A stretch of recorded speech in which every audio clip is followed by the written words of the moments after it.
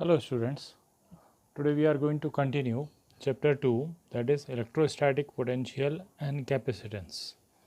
इसमें आज हम लोग एक फार्मूला डेराइव करेंगे that is electric potential due to a point charge. इसका मतलब है अगर एक पॉइंट चार्ज हमारे पास है ना, एक क्यू पॉइंट चार्ज है अगर हमारे पास, मान लीजिए ये रखा हुआ है, तो इससे आर डिस्टेंस पे कितना पोटेंशियल यहाँ पे होता है ये हमको पता करना है। Suppose we have plus Q charge at O and we have to find potential at P due to this point charge, है ना, distance of P from O is R. So we can write it like this. Suppose we have a point charge plus Q placed at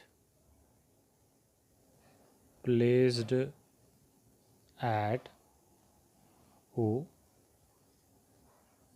and we have to find potential due to this charge at point P। इसका मतलब है ये observation point है ना, and O P is equal to R. तो हमको वहाँ से आर डिस्टेंस पे पोटेंशियल मालूम करना है ना। तो ये सिंगल चार्ज यहाँ पे रखा हुआ है, तो इसके लिए हम एक टेस्ट चार्ज जो है इससे थोड़ा आगे की डिस्टेंस एक्स डिस्टेंस पे रख लेते हैं, है ना। तो अब हम plus Q naught test charge को एक पॉइंट ए पे रख देते हैं। यहाँ पे जो चार्ज है वो है प्लस क्यू ज़ीरो, ठीक। अब क्योंकि ये भी प्लस है और ये भी प्लस है, तो इसके ऊपर एक रिपल्शन फोर्स इससे इसको दूर पुश करने की कोशिश करेगा, है ना, repulsive force because of this plus Q. तो वो फोर्स अभी हम निकाल सकते हैं कूलम्स लॉ से, है ना। तो ये सब चीज़ें यहाँ पे नोट करी जाएंगी। We have placed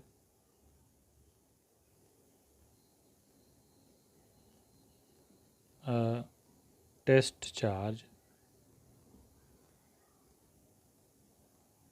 plus Q naught at a point A, ठीक। now because both are positive charges, so it will experience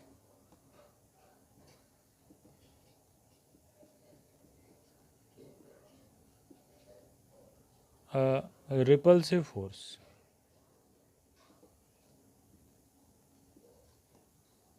F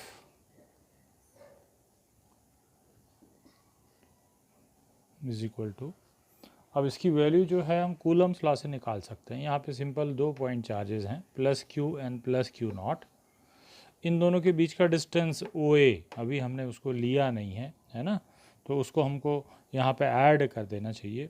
तो at point A such that O A is equal to X, तो हमने ये जो इसका distance है ना यहाँ से लेकर यहाँ तक, पहले तो हम ओ पी को लिख सकते हैं यहाँ तक, ये हुआ आर, फिर इसके बाद हम यहाँ तक इसको बता सकते हैं ए तक, तो ये डिस्टेंस हुआ एक्स। तो अब हम Q और Q नॉट के बीच का फोर्स निकाल सकते हैं। तो ये हुआ 1/4πε0 Q into Q not upon x square. ये हमने सिंपली कूलम्स लॉ लगा दिया, है ना।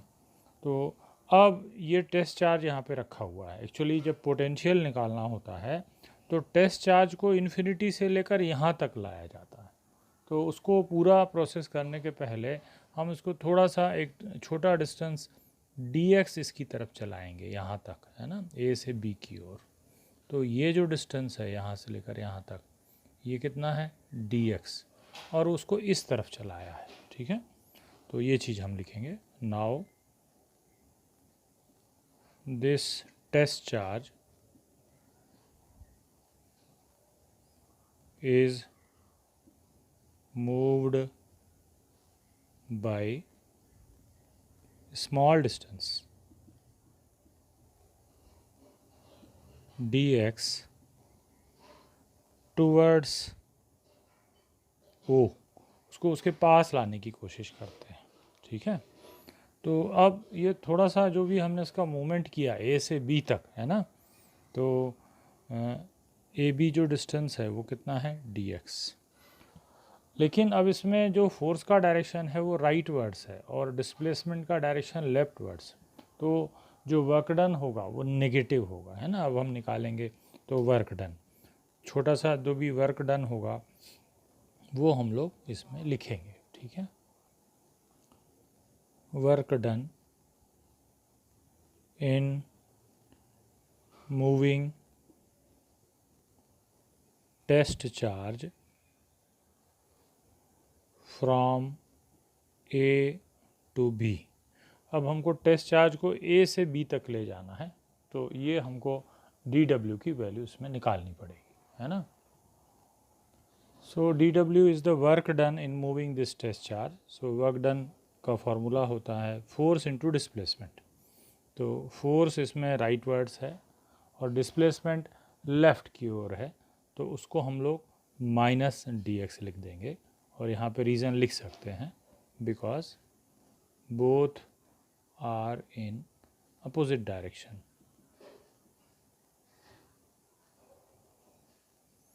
अब हम इसमें माइनस एफ डी एक्स लिख देते हैं।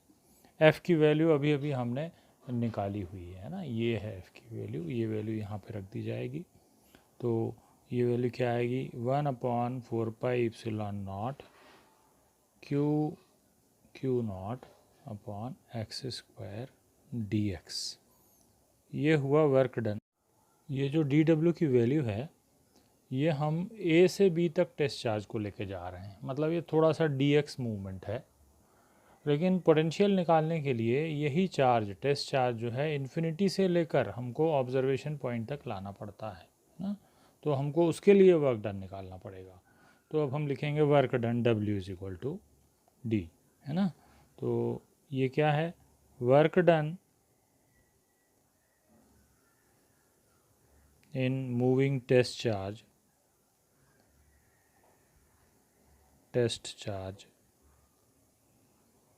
Q naught from infinity to R। अब ये जो थोड़ा सा वर्क डन है इसी को हमको एक्सटेंड करना है, अब लिमिट्स उसकी चेंज करना है, इन्फिनिटी से लाना है और R तक लाना है। तो हम उसी पुराने वर्क डन को अब हम इंटीग्रेट कर देंगे, उसमें लिमिट्स लगा दी जाएंगी। तो उसको लिख दिया जाएगा फ्रॉम इन्फिनिटी टू R, है ना। तो अब हम लोग उसी चीज़ में डी डब्ल्यू की वैल्यू रख देंगे।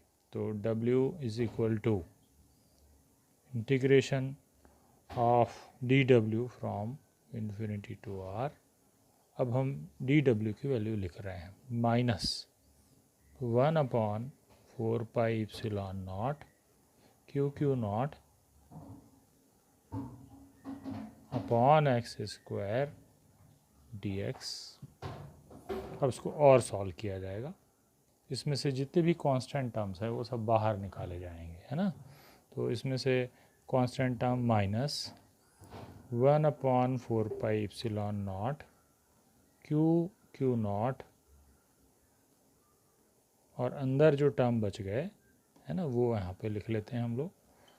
इन्फिनिटी से R तक इंटीग्रल है और अंदर बचा हुआ है 1/x² dx। अब हम इसको इंटीग्रेट करना चाह रहे हैं, इसके लिए हमको इसको थोड़ा दूसरे फॉर्मेट में लिखना पड़ेगा। अब हम यहाँ पे जो है इसको थोड़ा रीअरेंज कर लेते हैं। Q naught upon 4πε0 infinity to R integral of x⁻⁻² dx। अब हमने इसको इंटीग्रेट करने के लिए पावर बस चेंज करके इसको उस फॉर्मेट में ले लिया, है ना। तो अब हमको इसको इंटीग्रेट करना है, तो तो x की पावर n इंटीग्रल का हमारे पास एक फार्मूला होता है। तो अब हम वो फार्मूला देख रहे हैं, वो फार्मूला यहाँ पे लगेगा, है ना। वो फार्मूला है integral of x raise to the power n with respect to x is equal to x raise to the power n plus 1 upon n plus 1। तो ये इंटीग्रल का फार्मूला हम लोग लगाएंगे, है ना। तो बस यही फार्मूला हमको यहाँ पे लगाना है। तो ये बना minus Q naught upon 4 pi epsilon naught x raise to the power minus 2 plus 1 upon minus 2 plus 1 from range इसकी है इन्फिनिटी से लेकर r तक। तो ये जो पावर थी हमने इसको इस फार्मूले से सॉल्व करके रीअरेंज कर लिया, है ना। तो अब और आगे बढ़ाते हैं इस टर्म को, क्या होता है देखते हैं। w is equal to minus Q naught upon 4 pi epsilon naught x raise to the power minus 1 upon minus 1 infinity to r। इसमें से जो कांस्टेंट टर्म है ना, वो क्या है, वो कांस्टेंट है -1, उसको बाहर निकाल लेते हैं। तो ये -1 इससे मल्टीप्लाई होकर ये बन जाएगा plus Q naught upon 4 pi epsilon naught 1 upon x from infinity to r। अभी हमने x की पावर -1 को लिख दिया 1 अपॉन x। अब हम इसमें लिमिट्स अप्लाई करेंगे। तो ये बनेगा Q naught upon 4 pi epsilon naught 1 upon r minus 1 upon infinity. पहले अपर लिमिट लगाते हैं फिर लोअर लिमिट लगाते हैं। अब इन्फिनिटी का रेसिप्रोकल 0 होता है, तो यहाँ पे केवल टर्म बचेगा 1 अपॉन r। तो इस तरह से ये बना Q naught upon 4 pi epsilon not into 1 upon r। अभी हमने लिमिट्स भी अप्लाई कर दी तो वर्क डन आ गया, ठीक। तो अब इसके बाद हम पोटेंशियल को डिफ़ाइन जब करते हैं, तो पोटेंशियल का जो फॉर्मूला है ना, वो है v is equal to w upon Q naught. तो w की वैल्यू हमने निकाली हुई है, ये है w की वैल्यू। इसको हम क्यू नॉट से डिवाइड कर देंगे। तो जब हम इसको क्यू नॉट से डिवाइड करेंगे तो इसमें जो क्यू नॉट वाला टर्म है वो चला जाएगा, है ना। और हमको मिलेगा q upon 4 pi epsilon naught 1 upon r। अब हम इसको थोड़ा रीअरेंज कर लेते हैं। तो ये फार्मूला हुआ 1 upon 4 pi epsilon not q upon r। तो इस तरह से हमने किसी पॉइंट चार्ज प्लस q के लिए जो पोटेंशियल का फार्मूला बनाया वो ये बना, है ना। तो अगर नेगेटिव चार्ज होगा तो जो चार्ज की वैल्यू है वो यहाँ पे रखी जाएगी विथ साइन, क्योंकि ये प्लस क्यू था तो यहाँ पे प्लस क्यू है। सपोज़ करें अगर माइनस क्यू आ रहा तो यहाँ पे माइनस क्यू अपॉन आर आ जाएगा। और इसके बाद जो है हम लोग नेक्स्ट डेरिवेशन में आते हैं।